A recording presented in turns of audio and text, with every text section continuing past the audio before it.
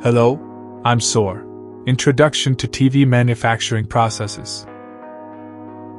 In terms of Percy the Bandicoot's lesson, the very first TV model was the Braun tube invented in 1897 by Carl Ferdinand Braun. A cathode ray tube is a vacuum tube containing one or more electron guns, which emit electron beams that are manipulated to display images on a phosphorescent screen. In 1930s, the first commercial electronic television with a cathode ray tube was produced in 1934 by Telefunken in Germany, known as color television, and is similar to old computer monitors in 1970s or 1980s. In 2000s and above, CRT televisions replaced to LCD TVs. This may be because CRTs required large tubes to display images, making them heavy and deep. They consumed more electricity compared to modern flat panels. We nowadays have LED TVs, making it more crystal clear HD audio and video. So let's find out how do they manufacture LED TVs. First step, engineers and designers plan the TV size, features, and display technology. The two thin layers of glass are cleaned and coated with special conductive materials, called liquid crystal displays.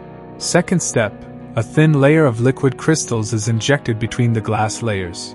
These crystals control light passage when voltage is applied, and polarizers are added to control light direction, enhancing display clarity.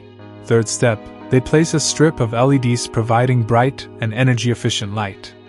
LEDs are arranged on a panel with a diffuser sheet to spread light evenly across the screen.